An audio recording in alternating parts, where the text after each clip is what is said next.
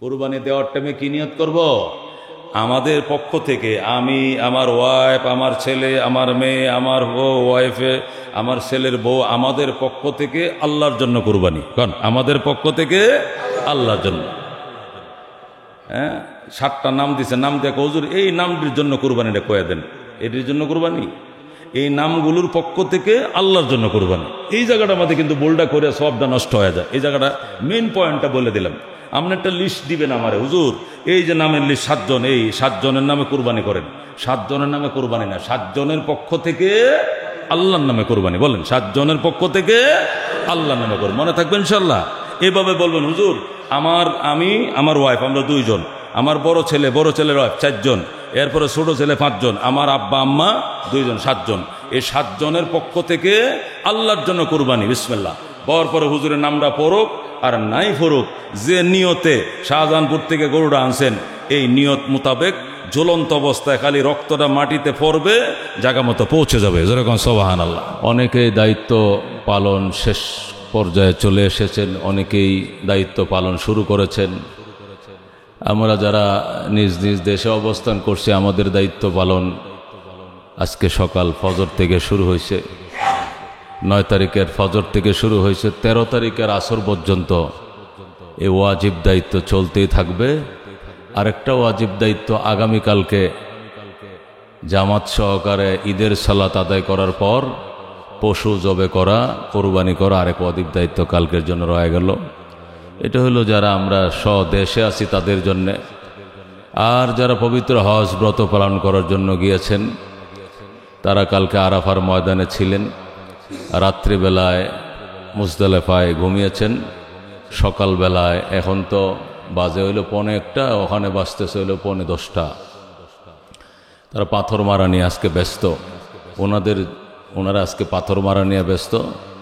জুমার নামাজের জমাতো তাদের হবে না, তারা তাঁবুর মধ্যে এসে 2 রাকাত জোহরের সালাত আদায় করবে। সুবহানাল্লাহ। আজকে তাদের জন্য পাথর মারার গুরুত্ব বেশি।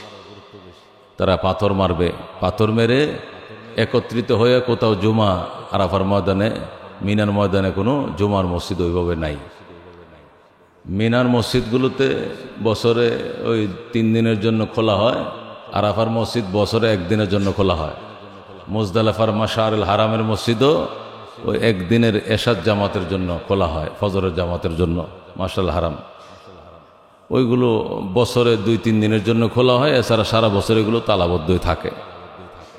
আজকে হাজী সাহেবানরা গত রাত্রে মুজদালিফায় অবস্থান করেছেন এবং মুজদালিফার থেকে তারা পাথর সংগ্রহ করেছেন। আরব দেশ পাথরের দেশ, পাথর যেখানে সেখানে পাওয়া যায়, কিন্তু যেখান থেকে পাথর নেওয়ার বিধান নাই। বিধান বলা হয়েছে মুজদালিফার থেকে পাথর সংগ্রহ করতে হবে, নির্দিষ্ট জায়গা থেকে মুজদালিফার মধ্যে এনে পাথর রাখা হয় এখান থেকে নেয়ার জন্য। মিনায় পাথর মারতে যাবে, মিনায় অনেক পাথর পাওয়া যায়, ওই পাথরগুলো মারা যাবে না। এই পাথরগুলো হয়তো গত বছরের মারা পাথর, গত বছরের পাথরগুলো পড়ে রয়েছে, ওই পাথর, ওই যে কোনো রাস্তার পাথর ঠুকাইয়া শয়তানকে মারা যাবে না। মুফাসসিরিনে কেরাম লেখেন, কেন পাথর মুজদালিফার থেকে নিতে হবে, কেন অন্য জায়গার থেকে পাথর নিলে সমস্যা কোথায়? মুজদালিফার পাথরগুলো বিশেষ ব্যবস্থাপনায় মরুভূমির থেকে আইনে ওখানে রাখা হয়, বিভিন্ন জায়গায় ছড়ায় ছিটা রাখা হয়, যেন হাজিরা ছোট ছোট চনা বোর্ডের ডাইলের মতো গনে গনে বোতলে অথবা এই থলের ভিতরে গইনা ভরে 69টা পাথর এগুলো মারে তারা। মিনায় পায়ের নিচে অনেক পাথর পড়ে, ওই পাথরগুলো ওখানে নিয়ে মারা যাবে না। হইতে পারে এগুলো প্রত্যাখ্যাত পাথর, এগুলো মারছিল কবুল হয় না, এরকম হইতে পারে। যে সমস্ত পাথর মারার পরে যে পাথরগুলো আল্লাহ কবুল করেন, এই পাথরগুলো, যে পাথরগুলো আল্লাহ কবুল করেন, এগুলো ফেরেশতা দিয়ে ওখান থেকে সরায় নেওয়া হয়। সুবহানাল্লাহ। যে পাথরগুলো কবুল হয় এগুলো ফেরেশতা দিয়ে আল্লাহ ওখান থেকে সরায় নেন, এটা মানুষের চোখের সামনে থাকে না। আর যে পাথরগুলো কবুল হয় না, ওই পাথরগুলো এখানে সেখানে পড়ে থাকে। এই জন্য ওই প্রত্যাখ্যিত পাথর, যেগুলো কবুল হয় নাই, এমন পাথর ঠুকায় নিয়ে আবার মারলে আমার মারাটাও কবুল হবে না। এই জন্য বলা হয়েছে যেখান সেখান থেকে মুজদালিফা মিনায় পাথর মারার জন্য পাথর নেওয়া যাবে না, নির্দিষ্ট জায়গার থেকে পাথর নিতে হবে। সুবহানাল্লাহ।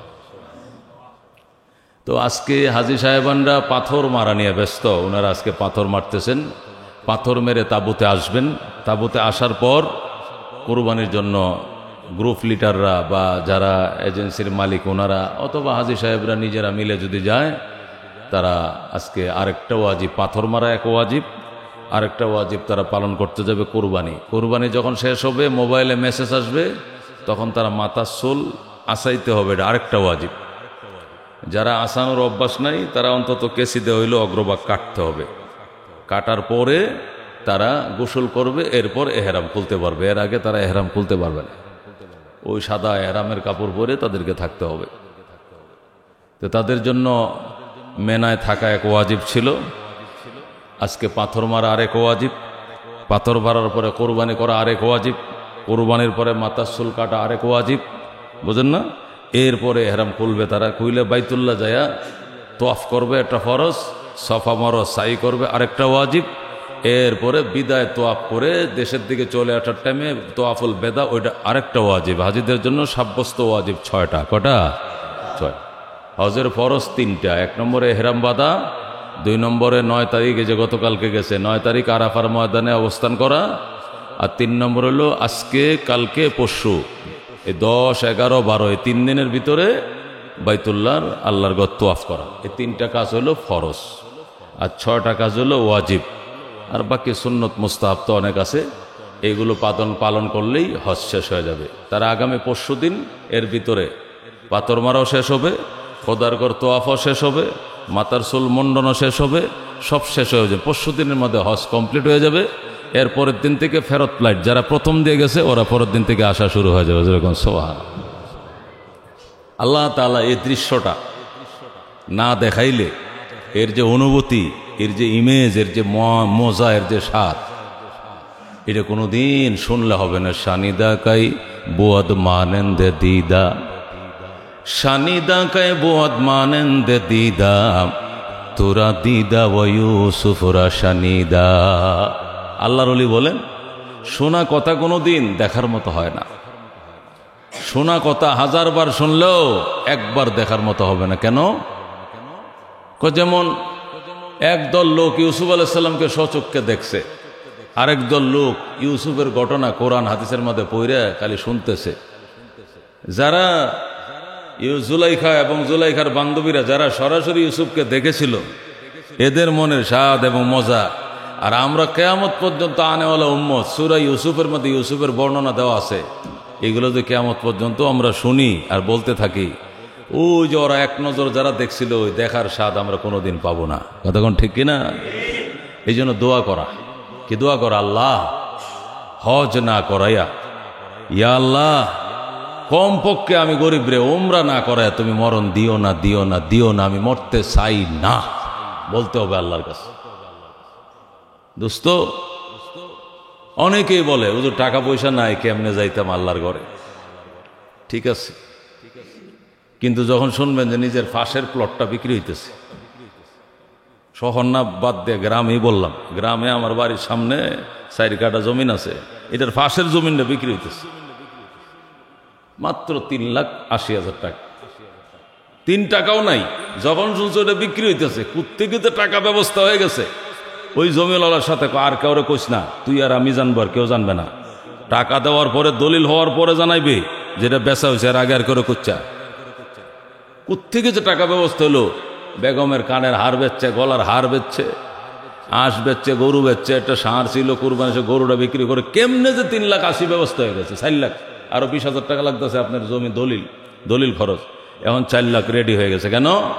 মহব্বত আছে, সে প্রয়োজন মনে করছে, সে জরুরি মনে করছে যে আমার এই পাশের প্লটটা মানে আমার দরকার, তার টাকার ব্যবস্থা হয়ে গেছে। কিন্তু 1,30,000, 25,000, 20,000, 15,000 টাকা দিয়া আল্লাহর ঘরে যাওয়ার মতো সামর্থ্য কোটিপতিরও হয় নাই। কেন? এটা আল্লাহর ওয়াদা আছে, আল্লাহ তাআলার ওয়াদা আছে। আমার ঘরের মহব্বতে, আমার নবীর রওজার মহব্বতে বিমরুলের মতো যতক্ষণ না কামড়াবে কলিজায়, এতক্ষণ তুমি আসতে পারবা না। সুবহানাল্লাহ। তুমি জানো আমার ঘরে যারা আসে ওরা কি? ওরা আমার মেহমান, জুয়ুফুর রহমান, এরা রহমানের মেহমান। আল্লাহু আকবার। রহমানের মেহমান হওয়া এত সোজা না, অনেক লবিং করতে হবে এর জন্য। মেয়র সাহেবের মায়ে বিয়ে দিব, আপনি মালিবাগ বাড়িওয়ালা, তাই কি আপনারা সিডি দিয়ে দিব যে আমার মায়ের বিয়ে আপনি আইসেন? লবিং থাকতে হবে, আপনি সিনিয়র কোনো নেতা হইতে হবে, আপনি ওই দলের কোনো উপরস্থ লোক হইতে হবে, আপনার লবিং থাকতে হবে, ওনাকে বস ডাকতে হবে, সার ডাকতে হবে, ওনার সাথে যোগাযোগ থাকতে হবে, তখন বলবে রে একটা কার্ড ওরেও দিস বকশিবাদ, নাহলে আপনি জীবনে কার্ড পাইতেন না, যত পয়সাওয়ালা হন। কারণ মেয়রের মেহমান হয় এত সোজা না, আব্বাস সাহেবের মেহমান হয় এত সোজা না, মন্ত্রী মহোদয়ের মেহমান অত সোজা না, তা আল্লাহর মেহমান হওয়া কি আরো সোজা? অনেক কঠিন। देखा दे इलाही वो मदीना कैसे बसती है कि जिस पर रात दिन मौला तेरे रहमत बरसती है। साहिल से लगा दे मुझे इश्क़ों का सफीना, आंखों से दिखा दे मुझे मक्का व मदीना। अल्लाह दरबारे कानते होबे, अल्लाह देखा दे इलाही वो মদিনা कैसे বসতি হয়। ইয়া আল্লাহ, দুনিয়াতে কত দেশ দেখছি, কত বিদেশ ঘুরাইছি, হংকং গেছি, আমি সিঙ্গাপুর গেছি, মালয়েশিয়া গেছি, আমি এবার আসোয়ায় উঠছি, আমি নেপাল গেছি, ভুটান গেছি, ইন্ডিয়া গেছি, পাকিস্তান গেছি, আমেরিকা গেছি, ইটালি গেছি, রোম গেছি, পারস্য গেছি, কত দেশে গেলাম। আল্লাহ তোমার ঘর দেখার জন্য আমি বেকুল, আল্লাহ তোমার ঘরখানা আমাকে একবার দেখা দাও। আল্লাহর কাছে কানতে হবে, দেখা দে ইলাহি ও মদিনা कैसे বসতি है। এ আমার ইলাহি, আমার রব, মদিনা আমাকে দেখাও কে জিস পর রাত দিন মৌলাতে রহমত বরসতি है। যে এলাকায়, যে অঞ্চলে রাত দিন আপনার 24 ঘন্টা রহমতের বৃষ্টি বাড়ি দ্বারা বর্ষিত হয়, সে নবী পাকের রওজা মোবারক আমি গুনাহগার উম্মতকে একবার দেখা দেন। কানতে হবে, কান্নাকাটি করায়া করায়া এরপরে মঞ্জুর করাইতে হবে, তখন দেখবেন রাস্তা খুলে যাবে। এরপরে দুনিয়ার অন্য কিছু তুচ্ছ মনে হবে, অন্য কিছু তুচ্ছ মনে হবে, ওইটা আপনার কাছে বড় মনে হবে। আমি তো সব সময় বলি, খোদার ঘর দেখতে গিয়ে যদি নিজের স্থাবর অস্থাবর সব সম্পত্তি মানুষ ব্যয় করে ফেলে, ক্ষয় করে ফেলে, এরপরও খোদার ঘর দেখে আল্লাহর ঘরটার নজরে পড়ার সাথে সাথে মন সাক্ষী দিয়া বলবে তুমি ধন্য, তুমি ধন্য। তুমি চিন্তা করিও না, তুমি যে আমার ঘর দেখতে আইসা তোমার জীবনের জুলা জাতি যাই কিছু জমাইছিল সব যে শেষ করছো, এই নিয়ে তুমি টেনশন করো না, তুমি ধন্য, তুমি আমার ঘর দেখেছো। যেরকম সুবহানাল্লাহ। এই ঘরটা এমন ঘর, এটার সার কিনারে ঘুরলো গুনামাফ। সুবহানাল্লাহ। এটা সার কিনারে ঘুরলো গুনামাফ, এটা ধরলো গুনামাফ, এটার দিকে ছায়া থাকলেও গুনামাফ, এটাতে তাকায় থাকলেও গুনাহ জরে। তোয়াফ করলে 100% গুনামাফ। ও দোস্ত, তোয়াফ করলে 100% গুনামাফ। আল্লাহর ঘরটা ধরলে 70% গুনাহ মাফ। খোদার ঘরের দিকে তাকায়া থাকলেও 40% গুনাহ ঝরতে থাকে, ঝরতে থাকে। উদয় ছায়া থাকলো গুনাহ মাফ, তাকায়া থাকলো গুনাহ মাফ। এই জন্য দোস্ত, কত আশার বাদাম বানছি, দুনিয়াটা আরো বড় করবো, আরো বড় করবো। 6 তালা করছি, 9 তালা করবো, 9 তালা করছি, 12 তালা করবো, 20 তালা করবো। দেশে করছি, বিদেশে করব, করতে করতে করতে করতে গর্ত ডুইগে যাইবা, আশা শেষ হবে না, ঠিক কিনা? শেখ সাদি বলেন, হৃদয়ে তঙ্গে বয়েক নানে তোহি পুরে গরদাদ, নামতে রুয়ে জমি পূর্ণ কুনদ দিদায় তং। হৃদয়ে তঙ্গে বয়েক নানে তোহি পুরে গরদাদ, নামতে রুয়ে জমি পূর্ণ কুনদ দিদায় তং। হৃদয়ে তং, ছোট্ট একটা থলে, খাবার খাদ্যের একটা থলি আছে পেটের মধ্যে, এটারে ফার্সিতে বলে হৃদয়ে তং, ছোট থলি, সংকীর্ণ একটা থলে, যেখানে 1 পোয়া চাউলের 250 গ্রাম চাউলের ভাত সর্বোচ্চ 8, এরপরে কয় যেন আর না। 1 লঙ্কা বেশি হলে ওই 1 লঙ্কার মধ্যে আধ দুই এলাই, কয় কি আজ সম্ভব না, দূর বাটটি নষ্ট করিস না, 1 লঙ্কা ভাতের মধ্যে আধ দুই, তো কয় না আর না। যখন ভরে যায় পেট, তখন কিন্তু 1 লোকমা নেয় না, কথা কয় ঠিক কিনা? ওই লোকমা হাত দুই এলাই। তো আল্লাহর শেখ সাদি বলেন, এই থলে, যে থলে 1 মুঠ চাউলের ভাত ধরে না, এই একটা থলের জন্য দুনিয়াটা দিল তোর, ব্যাপারটা কি? একটা থলে যেটা এক মুঠ চাউলের ভাত দিলে পড়ে যায়, কিন্তু দুটো চোখ তামাম দুনিয়াটা দিলে ও ভরে না। কথা কোন ঠিক কিনা? দোস্ত, কার জন্য এগুলো করতেছেন? 70 টাকা কেজির চাউল আনছেন, বেগম সাহেবে পাকায়। এই চাউলের ভাত দাদাও খায়, নাতিও খায়, বাপেও খায়। দাদার দাঁত পরে, নাতির দাঁত উঠে।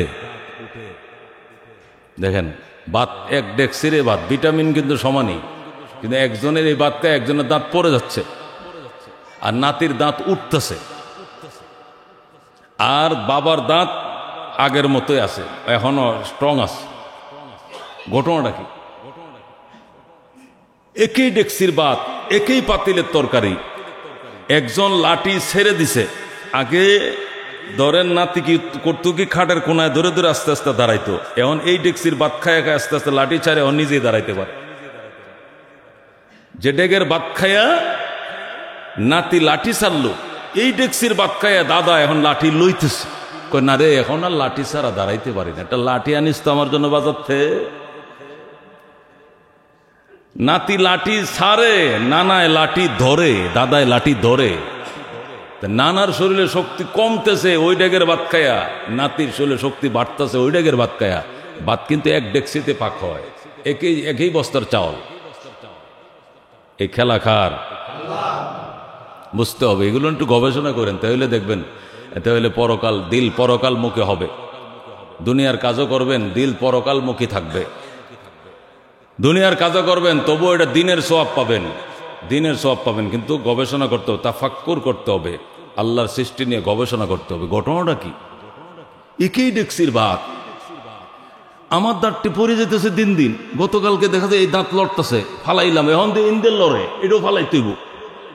আবার নাতি দেই নতুন দাঁত, দাদা ভাই আমার সামনে 2টা দাঁত উঠছে, হিটে কয় দাঁত উঠছে, আমার ডে পরে। ঘটনা কি?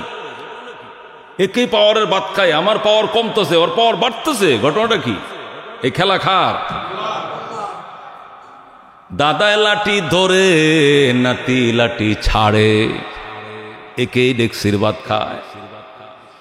এই জন্য দোস্ত, পরকালমুখী হওয়া আমাদের জন্য বড়ই দরকার। এই কুরবানি দিয়ে আল্লাহ এটাই শিখাইছে। কি শিখাইছে? উচিত ছিল তোমার ছেলের গায়ে তুমি চাকু চালায়া, আমাকে খুশি করা ছেলে আমার জন্য কিছু নয়, দুনিয়ার টাকা পয়সা আমার জন্য কিছু নয়, আমার সন্তান আমার কাছে কিছু নয়, আমার আল্লাহর হুকুম আমার কাছে বড়। আল্লাহু আকবার। কিন্তু পয়গম্বর ঈমান আমাদের নাই, নবীদের মতো শক্ত ঈমান হয়তো আমাদের নাই, আমরা পারবো না, আমরা ফেইলার হয়ে যাব। এই জন্য আল্লাহ অত্যন্ত দয়া করে ছেলের জায়গা দুম্বা জবে করায়া আমাদের জন্য দিছেন। এবার তুমি ছেলে লাগবে না, আমাকে খুশি করার জন্য মাল উৎসর্গ করো, জানোয়ারের গায়ে চাকু চালাও। এই যে কুরবানি করা, এটাও মাওলাকে রাজি, মাওলাকে বোঝানো, গো আমার আল্লাহ, ও গো আমার আল্লাহ, আমার পকেটের টাকাগুলো আমার নয়, এই পশু কিনছে এটা আমার নয়, সব তোমার জন্য, তোমার জন্য, আমার আল্লাহর জন্যই। আল্লাহু আকবার। মাহইয়া ওয়া মামাতি লিল্লাহি রাব্বিল আলামিন। আমার জীবন, আমার মরণ, আমার কুরবানি, আমার ইবাদত, আমার জীবন, আমার মরণ সব একমাত্র আমার আল্লাহর জন্য। কথা কোন ঠিক কিনা? আল্লাহর খলিল 120 বছর বয়স, তার ওয়াইফের 98 বছর বয়স। এই ঘরের 15 বছরের বালক, 14 বছরের বালক হযরত ইসমাইল, বুড়া গাইল্লা সন্তান, কত আদরের। সেই সন্তানকে জবে করার দৃশ্য আল্লাহ দেখাইছে। আর ইসমাইল একটা মিনিট দেরি করে নাই, ছেলেকে শোয়ায় বলে, বাবা তোমার অভিপ্রায় আমাকে শোনাও, আমি তো প্রস্তুত, তুমি প্রস্তুত নি? ছেলে বলে, বাবা যেভাবে তোমাকে নির্দেশ করা হয়েছে ওইভাবেই তুমি বাস্তবায়ন করো, আমাকে ধৈর্যশীলদের অন্তর্ভুক্ত পাইবা, আমাকে ধৈর্যশীলদের অন্তর্ভুক্ত। সাতাজিদুনি ইনশা আল্লাহু মিনাস সাবিরিন, সহসা অতি শীঘ্রই আমাকে ধৈর্যশীলদের অন্তর্ভুক্ত পাবেন ইনশাআল্লাহ বলে ফেলছে এই নাবালেগ শিশু ইসমাইল। আল্লাহ নবী বলেন, যদি ইনশাআল্লাহ না বলতো তাহলে হয়তোবা তার জন্য টিকে থাকা কঠিন ছিল চাকর নিচে শোয়াটা। কিন্তু ইনশাআল্লাহ বলার সাথে সাথে আল্লাহ কই তুই আমার লুয়ে কইছস, তোর দিলটাকে আমি ওইভাবেই শক্ত বানায় দিলাম, তুই একটু টলবেও না, তুই যেভাবে আমি রাজি তুই এইভাবেই রাজি হয়ে যা। যেরকম আল্লাহ ইসমাইল ওইভাবেই রাজি হয়ে গেছে, আর ইব্রাহিম ওইভাবেই জবে করতে, কিন্তু জবে তো হবে আল্লাহর হুকুমে। কার হুকুমে? এই জন্য ইব্রাহিম পয়গাম্বরী শক্তি দিয়ে মুসাইতেছে চাকু দিয়ে, তারপরেও কাটে না, কাটে না, কাটে না। আল্লাহু আকবার বলে ফুসাইতেছে, কাটে না। দুম্বানিয়া জিব্রাইল বলতেছে লা ইলাহা ইল্লাল্লাহ। এটা বলতে বলতে বিদ্যুতের গতিতে আইসা ইসমাইলকে টান দেয়া সরায়া চাকুর নিচে দুম্বা শোয়া দিছে। এবার ইসমাইল পাশে শুয়ে বলে আল্লাহু আকবার ওয়ালিল্লাহিল হামদ। আল্লাহু আকবার। কিছু কথা আল্লাহর, ইব্রাহিমের কিছু কথা, জিব্রাইলের কিছু কথা, ইসমাইলের, তিনজনের তিন কথা একত্রিত হয়ে তাকবীরে তাশরিক হয়ে গেছে। সুবহানাল্লাহ। এটাই যে আজকে ফজর থেকে শুরু হয়েছে, এটা 13 তারিখ। 13 তারিখ মানে কি? আজকে কয় তারিখ? 9 তারিখ। কাল 10 তারিখ, মানে শনিবার 10, রবিবার 11, সোমবার 12, মঙ্গলবার 13। মঙ্গলবার দিন আসর বন্ধ চলবে। মঙ্গলবার দিন কত বন্ধ চলবে? 35 ওয়াক্ত নামাজ। কয় ওয়াক্ত নামাজ? একটা না, 35 ওয়াক্ত নামাজ বলতে হবে। আল্লাহু আকবার, আল্লাহু আকবার, লা ইলাহা ইল্লাল্লাহ, আল্লাহু আকবার, আল্লাহু আকবার, ওয়ালিল্লাহিল হামদ। আল্লাহু আকবার, আল্লাহু আকবার, লা ইলাহা ইল্লাল্লাহ, আল্লাহু আকবার, আল্লাহু আকবার, ওয়ালিল্লাহিল হামদ। এটা বলতে হবে। আপনি বাসায় নামাজ পড়েন, এনে কইতে হইব, এনে পড়েন, এনে বইতে হইব। মেয়ে তারও পড়তে হবে, পুরুষেরও পড়তে হবে। সফরে গেছেন চিটাং, হেনও হইতে হইব। দেশে আছেন, হেনে করতে হইব। আজাদ মানুষও বলতে হবে, গোলামকেও বলতে হবে, সুস্থ মানুষকে বলতে হবে, অসুস্থ মানুষকে বলতে হবে। কম্পালসারি ওয়াজিব, কম্পালসারি ওয়াজিব। এটা আল্লাহর কাছে অত্যন্ত প্রিয় একটা কালাম। এটা 3 ব্যক্তির কথা একত্রিত হয়ে, ইব্রাহিমের কথা, জিব্রাইলের কথা, ইসমাইলের কথা, রিদওয়ানুল্লাহ তাআলা আলাইহিম আজমাইন, 3 মহানের কথা একত্রিত হয়ে আল্লাহর কাছে বড় চয়েস হয়ে গেছে।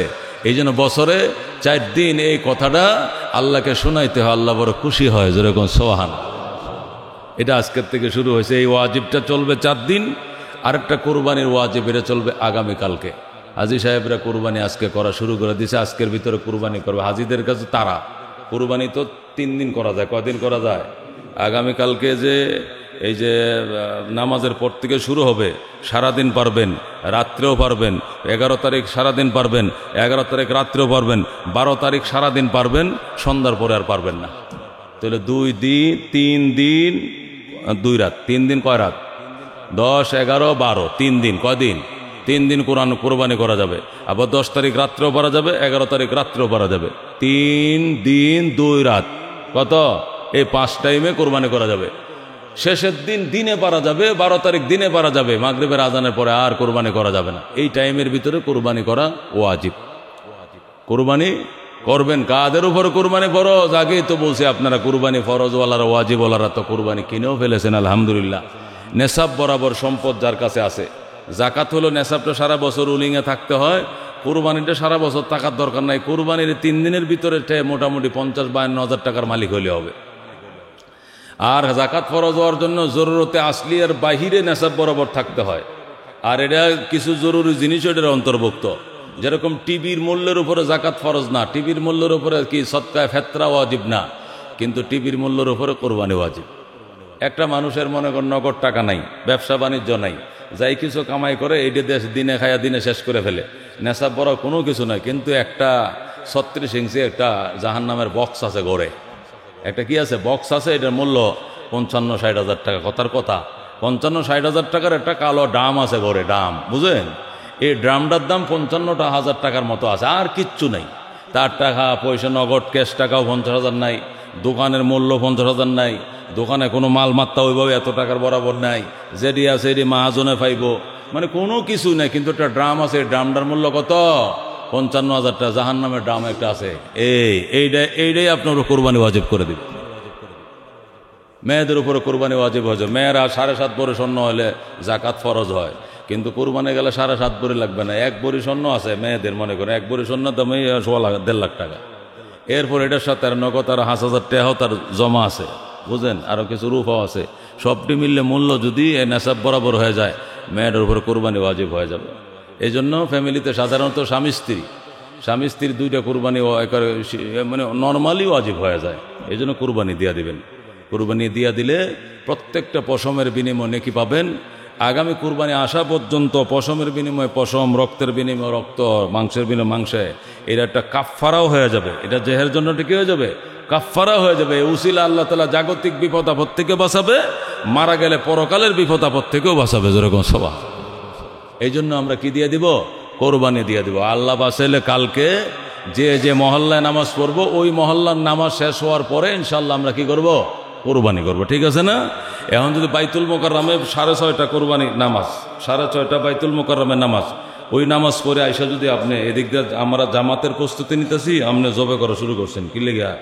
আমি তো বাইতুল মোকাররম তো 6:30 পড়ে আসছি, আর এখানে বাইতুল আল আকসায় দেওয়া হয়েছে হলো 7:15। আমি হেন থেকে মনে করেন 6:30 দিয়ে 6:45 মধ্যে রওনা করে দিয়ে আয়া পড়ছি, জবে করলাম তাড়াতাড়ি জবে করে ফেলবো, হবে না। বাইতুল মোকাররম 6:30 জামাত হয়েছে, বাইতুল মোকাররম এলাকাওয়ালারা কোরবানি দিতে পারবে। এই এলাকায় জামাত 7:15 হবে, 7:15 পরে এলাকায় কোরবানি দিতে হবে। এই এলাকার নামাজের সাথে এলাকার কোরআনের সম্পর্ক। এই ভুলটা অল্পের লেগে 15-20 মিনিটের জন্য অধৈর্য হইয়া কোরবানি কি করবেন না, নষ্ট করবেন না, খবরদার কোরবানি নষ্ট করবেন না। কোরবানির পশুর যে চামড়া আছে, কোরবানির পশুর যে চামড়া আছে, আপনি যদি লবণ লাগাইয়া শুকাইয়া পরে পরে খড়খড়া করতে পারেন, ছাদের উপরে গরম করাইয়া, এরপরে আপনি জায়নামাজ বানাইতে পারেন, তাহলে এটা আপনি ইউজ করতে পারবেন, এটা আপনার জন্য জায়েজ আছে। আপনি জানেনও না, বুঝবেনও না, দরকার নাই, তাহলে কি করতে হবে? সদকা করে দেব, গরিবদেরকে সদকা করে দেব। কাঁচা সদকা করলে তো কেউ নিবে না। এই জন্যই কি করবেন? এতিমখানায় দিয়া দিবেন। প্রত্যেকটা এতিমখানা মালিবাগ মাদ্রাসার থেকে আসবে, হাফিজ জুজুরের মাদ্রাসার থেকে আসবে, আমাদের কারিমিয়া মাদ্রাসার থেকে আসবে, বিভিন্ন এলাকার থেকে দেখবেন প্রত্যেকটা মহল্লার মধ্যে আসে। যেহেতু আজকে 15-17 বছর ধরে এই শিল্পটাকে ধ্বংস করে দেওয়া হয়েছে। কি করে দেওয়া হয়েছে? চামড়া শিল্পটাকে ধ্বংস করে দেওয়া হয়েছে। আমি 2003 সালে এই এলাকার থেকে চামড়া বিক্রি করছি 3,500 টাকা, 1 বছর বেশি 3800 টাকা, কালে লেজ গণ্য নিছে 3800 টাকা করে দিয়ে দিছে। এটা 2002-3 সালের ঘটনা। এখান থেকে চামড়া নিয়ে 3800 টাকা করে বিক্রি করছি। আর এরপর থেকে 60 সালের পর থেকে কোন কুফাজ এই দেশে আইলো, 400 টাকা বেচতেও মনে হয় যেন তারা বাড়িতে দিয়া হন লাগে যায়, তারা নিত না, এসে আমাকে বাড়ি দিয়ে যায়েন, পরে যখন খুশি তখন আমনে করে কিছু দে মনে, মানে এমন ফসাই পড়ছে। এই জন্য কি লেদারের দাম কমছে, জুতার দাম কি কমছে? জুতার নামটা লইলে 3,500, চামড়া স্যান্ডেল কিনলেও 4,500 টাকা লাগে মিয়া। অথচ চামড়াটাকে এমন পৌঁছানো হয়েছে, এই সরকার আইসেই আমরা অনেক চাপ দিছে, চামড়াটার দামটা বাড়ানোর ব্যবস্থা করেন। যে সিন্ডিকেট তৈরি করা হয়েছে, এটা জটলা ভাঙতে হুজুর আমগরে 2 বছর সময় দিতে হবে, আমরা পারতাম না। তারা বহু চেষ্টা করছে, শেষে আমগরে পরামর্শ দিচ্ছে একটা কাজ করেন, লবণ আমরা ফ্রি দিব, মাদ্রাসাওয়ালার লবণ ফ্রি দিব, আপনারা চামড়া লবণ লাগাইয়া শুকায় রাখেন, ফ্যান্সাইরা শুকায় রাখেন, তাহলে তোর কাঁচামাল হিসাবে পৌঁছতো না, ওটু যাচাই বাছাই করে বেচতে পারবেন। বিদেশি কোনো পার্টি আইনা যদি চেষ্টা করবো না, বেচায় দিব না। এটা হলো আর একটা মরার বুদ্ধি, কথা ঠিক কিনা? এই লবণ দেওয়ান এটা কেমনে কি দেয় এটা আমরা বুঝিনি। এটা গ্রামের মাদ্রাসা হইলে তাও না দিল, শহরের মাদ্রাসা, মহল্লার মাঝখানে মাদ্রাসা, এনে চামড়া লবণ দিলে ওই এলাকা পুরোটা হাজারিবাগ হয়ে যাবো। কি হয়ে যাবো? এলাকার থেকে মাদ্রাসা ফিডায় তারাইব, হুজুর এনে মাদ্রাসা দিতে কইছে কেটা, তালা মারেন, আমরা কি এলাকায় থাকবো না? এমন গন্ধ, এটাকে হাজারিবাগ বানাইছেন মিয়া, পরে মাদ্রাসা থাকতে দিব নাম করে। এটি সম্ভব না বাজান। হে আগের মতো 40 টাকা ফুট যদি যাই হয় 350, 450, 250, 150, আমরা ওই ট্রাক ভরে পাঠাই দিই ওনাদেরকে। এখন আগে তো এদিকে ছিল, এখন সাভারের দিকে নিয়ে গেছে, ওখানে ট্রাক ভরে পাঠাইলে পরে 5-6 মাস পরে আমগরে ফোন দেখো, হুজুর আয়েন 450, 300 টাকা দরে লয়ে যান। এই হলো অবস্থা। যদি না পৌঁছাই ওনাদেরকে, ওনারা নেবে না। এটা গাড়ানো ছাড়া কোনো ব্যবস্থা নেই। গ্রাম অঞ্চলে ব্যাপারী যায়ও না, ওরা ওইভাবে কয়েক বছর ধরে ওই গর্ত করে থইয়া দেয়। এই হলো অবস্থা। তারপরেও আমরা এই চামড়াকে কেন্দ্র করে, আমি ওই দিন মিটিং হয়েছে আমাদের মাদ্রাসা, আমাদের প্রিন্সিপালকে জিজ্ঞাসা করলাম, গত বছর যে আমরা 1100 চামড়া পাইছিলাম, এই বিক্রির টাকা দিয়া আমাদের বোর্ডিংটা কতদিন গেছিল? 16 দিন গেছে। কয়দিন? আমাদের ছাত্রদের 16 দিনের খাবার হয়েছে 1100 চামড়া বিক্রি করে, চিন্তা করে। অথচ 1100 চামড়া বিক্রি করলে 1 বছরের খাবার হওয়ার কথা বাচ্চাদের। আমার 1400 ছেলের 16 দিনের খাবার হয়েছে। মানে আমরা সাকুল্যে 6 লাখ কত টাকা পাইছিলাম, 6 লাখ কত টাকা পাইছি খরচ বাদে। সব আমার খরচ আছে, ট্রাক বসে ট্রাক ভাড়া দিছি, এলাকাতে নেওয়াইছি পিক আপ ভাড়া দিয়া 1100 চামড়া মানে 500 করে আমাদের ঠিকা নেয়। 6 লাখ কয় টাকা ঠিক ছিল, এটাতে আমাদের 16 দিনের খাবার হয়েছে আমাদের বাচ্চাদের। 16 দিনে চিন্তা করে নিলাম। এই হলো করুণ অবস্থায় দেশে। এই জন্য আপনাদের কাছে আকুল আবেদন, ব্যাপারীরা কেউ নতুন কেউ ব্যাপারী সাহায্যেন না, আগেও ছিল না। এই কয়েক বছর একটা সুবিধা ছিল, ব্যাপারী ছিল না। এখন আপনারা কেউ ব্যাপারী সাইজা এতিমদের গলার মধ্যে ফাঁড়া দিয়েন না, আপনাদের কাছে অনুরোধ। আল্লাহ আপনাদেরকে অন্য ব্যবস্থা চালাইব না, আপনারা ব্যাপারী সাইজে কেউ মাঠে নাইবেন না কালকে। এই যে এতিমের বাচ্চাদের জন্য যেহেতু আমরা নেই, নিয়ে দেখি 15 দিন চলে, 1 মাস চলবে তো কিছুদিন, আমরা মানুষের দরবারে আসব, আচ্ছা আমরা চামড়াটা নেব। আমার মুসল্লিদের কাছে আমার আকুল আবেদন, এই 4টে ভবন আর এই যে মহল্লাটা, এটার উপরে আমার জীবন যৌবন শেষ করছি। এখানে এসে আমি বিয়ে করছি, এখানে আসার পর আমার 4টে ছেলে হয়েছে, এখানে আসার পরে এই চুলদারিগুলো ফাঁকছে। আমি যুবক অবিবাহিত যুবক এসে এখানে খতিব হয়েছিলাম, আর এখন আমি বুড়ার পালায়, আমার বয়স এখন 53 বছরের কাছাকাছি, 28 বছর রানিক আমি এখানে। আমি কই যাবো চামড়ার জন্য? আমার বলা হয়েছে যে হুজুরের যে মহল্লায় পরিচিত, হে মহল্লায় কাজ করবেন। আমি আপনাদের মহল্লা পরিচিত, এই জন্য আমার মহল্লা চামড়া আমি জোরে টেনে লইমু, কেউ ফিরাইতে পারবেন না। চামড়া আমার এতিমখানায় দিয়ে দিতে হবে। রাজি আছেন তো ইনশাআল্লাহ?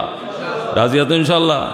হুজুর কথা আছে, আমার কাজের বুয়া, আমার ড্রাইভার, আমার দোকানের কর্মচারী, আমার আত্মীয় স্বজন গরিব আছে, এরাও তো দিতে হইব। মানে সব চামড়ার পয়সা দেখ করে ও আর সব দিয়ে বই হে হুজুর, কারণ কথা আছে, মানে আমার আত্মীয় স্বজনরা তো দিতে হইব। এই কাজটা করেন না বাজান। আমরা নিয়ে 300 টাকা 400 টাকা বিক্রি করলে মনে করলেন এরা মাদ্রাসা সামনে দান করলেন আর কি। এটা এখান থেকে আপনার আত্মীয় স্বজনকে অন্য ফান্ড থেকে দিয়েন, আপনার কাজের বড় অন্য ফান্ড থেকে দিয়েন, নিয়েন না। তারপরেও যদি কার এমন আপত্তি থাকে না হুজুর 100 টাকা দিয়ে যান, তাহলে যে এলাকায় যে ছেলেরা আমাদের কাজ করবে, আচ্ছা 100 টাকা আপনি নিয়ে রাখেন। কিন্তু আমার জানা মতে এই 15 বছরে আমার অধিকাংশ মুসল্লিরা কোনো টাকা চায় নাই। এখান থেকে আমার হিসাবটা, গত বছর আমি ছিলাম না, হজে গিয়েছিলাম, তা বাচ্চারা বলছে হুজুর 39টার মতো না কয়টার মতো চামড়া পাইছিলাম গরুর, আর ছাগলের পাইছিলাম 7-8টা মিলে 46টা না কয়টা হয়েছিল। কুরবানি কমই হয়, তো 4টা আমাদের ভবনে 15-20টা কুরবানি হয়, মহল্লা কিছু কুরবানি হয়। আপনাদের কাছে আকুল আবেদন, আমি নামাজ পড়াই আমি এখানে থাকব, আমি অনেক গরু জবেও করব ইনশাআল্লাহ। আমার ছাত্ররাও থাকবে, জামিয়া একাডেমি আরাবিয়া রামপুর আমাদের একটা বেশ থাকবে। এই বেশটা দেখে মায়া করে মহব্বত করে আমার মাদ্রাসার এতিমদের জন্য চামড়াটা দিয়ে দেবেন ইনশাআল্লাহ। রাজি আছেন তো ইনশাআল্লাহ? আল্লাহ তৌফিক দান করুক, যেরকম আমিন। আল্লাহ কবুল করুক, যেরকম আমিন। আলহামদুলিল্লাহ এবছর কুরবানির গরু আহামরি দাম যায় নাই। দামরা কি ছিল, ক্রয় ক্ষমতার ভিতরে ছিল, যারা কিনছে মোটামুটি, খুব বেশিও ছিল না, অত কমও ছিল না। তো আলহামদুলিল্লাহ ভালোই ছিল। আল্লাহ যাদেরকে কুরবানি করার তৌফিক দিছে, আল্লাহ আপনাদের কুরবানিকে কবুল করুক। পশমে নেকি দিয়ে আমলনামা ভরে দেখ, জোরে কোন আমিন, জোরে জোরে কোন আমিন। কুরবানি দেওয়ার টাইমে কি নিয়ত করব? আমাদের পক্ষ থেকে আমি, আমার ওয়াইফ, আমার ছেলে, আমার মেয়ে, আমার ওয়াইফে, আমার ছেলের বউ, আমাদের পক্ষ থেকে আল্লাহর জন্য কুরবানি। কারণ আমাদের পক্ষ থেকে আল্লাহর জন্য, হ্যাঁ 7টা নাম দিছে, নাম দেখো হুজুর এই নামটির জন্য কুরবানিটা কয়ে দেন, এটির জন্য কুরবানি, এই নামগুলোর পক্ষ থেকে আল্লাহর জন্য কুরবানি। এই জায়গাটা আমাদের কিন্তু বোল্ডা করে সবটা নষ্ট হয়ে যায়। এই জায়গাটা মেইন পয়েন্টটা বলে দিলাম। আপনি একটা লিস্ট দিবেন আমারে, হুজুর এই যে নামের লিস্ট 7 জন, এই 7 জনের নামে কুরবানি করেন। 7 জনের নামে কুরবানি না, 7 জনের পক্ষ থেকে আল্লাহর নামে কুরবানি। বলেন 7 জনের পক্ষ থেকে আল্লাহর নামে করবেন, মনে থাকবেন ইনশাআল্লাহ। এভাবে বলবেন হুজুর আমি আমার ওয়াইফ, আমরা 2 জন, আমার বড় ছেলের ওয়াইফ 4 জন, এরপরে ছোট ছেলে 5 জন, আমার আব্বা আম্মা 2 জন, 7 জন। এই 7 জনের পক্ষ থেকে আল্লাহর জন্য কুরবানি। বিসমিল্লাহ বলার পরে হুজুরের নামটা পড়ুক আর নাই পড়ুক, যে নিয়তে শাহজাহানপুর থেকে গরুটা আনছেন, এই নিয়ত মোতাবেক জ্বলন্ত অবস্থায় খালি রক্তটা মাটিতে পড়বে, জায়গা মতো পৌঁছে যাবে, যেরকম সুবহানাল্লাহ। এই কাগজটা হুজুরে পড়ুক আর নাই ফরুক, হুজুরে যেই মধ্যে বলছে বিসমিল্লাহ আল্লাহু আকবার, জায়গা মতো কুরবানি কি পৌঁছে গিয়েছে। শুধু আপনি বাসার থেকে বের হইয়া এটা বলবেন যে গরুটাকে ফজরের নামাজ পড়েই যাই সুন্দর করে গোসল টোসল করাইবেন, আদর করবেন, যত্ন করবেন। কারণ আদরের সন্তানের গায়ে গলায় চাকু চালানোর ইতিহাস হলো কুরবানির ইতিহাস। এই জন্য গরুটারে কিনছেন তো গত রাত্রে কিনছেন, সময় আদর করার তো সময় পান নাই, যেই সময় পাইছেন ওই সময়ের ভিতরে চেষ্টা করবেন, একটু গোসল করাইবেন, একটু উষ্টা খাইবেন, একটু গুতা খাইবেন, একটু দৌড়ানি খাইবেন, এটার মধ্যে মহব্বত। একটু কুড়া খাওয়াবেন, একটু ভুসি খাওয়াবেন, একটু কাঁচা কেয়ার কিনা খাওয়াবেন, মহব্বত লাগাইবেন, মহব্বত লাগাইবেন। গরুর সাথে আপনার মহব্বতে হয় না তো কুরবানিটা কেমনে হইব? প্রাণীদের সাথে আপনার মহব্বত লাগাইতে, সন্তানের সাথে বাবার যার একটা মহব্বত থাকে, এই প্রাণীদের সাথেও একটা ন্যূনতম মহব্বত তৈরি করতে হবে, কারণ এটা কিন্তু ছেলের পরিবর্তে কুরবানি, যেরকম আল্লাহু আকবার, এটা সন্তানের পরিবর্তে কুরবানি। শুধু আপনি মহব্বত না লাগাইলে কেমনে হইব? এই জন্য এটার সকালে উঠে গোসল করাবেন, নিজে গোসল করার আগে প্রাণীরা গোসল করাবেন, শরীরের মধ্যে তেল মালিশ করবেন, সুন্দর করবেন, যত্ন করবেন, খাওয়াবেন, একটু আলতো করবেন, আহ্লাদ করবেন, আদর করবেন, যত্ন করবেন। এইভাবে যে এই যে 2 দিন যে সময় পাইলেন, 1.5 দিন, এই 1.5 দিনের মধ্যে অনেক মহব্বত মায়া মমতা তৈরি করবেন। এরপরে বিসর্জন দিবেন, ইনশাআল্লাহ রক্তের ফোঁটা জমিনে পৌঁছার আগেই আকাশে পৌঁছে যাবে। আল্লাহু আকবার। তাহলে ইনশাআল্লাহ আল্লাহ তাআলা আমরা যে প্রস্তুতি নিয়েছি, আমাদের প্রস্তুতিকে গ্রহণ করুন, কবুল করুন, জোরে কোন আমিন।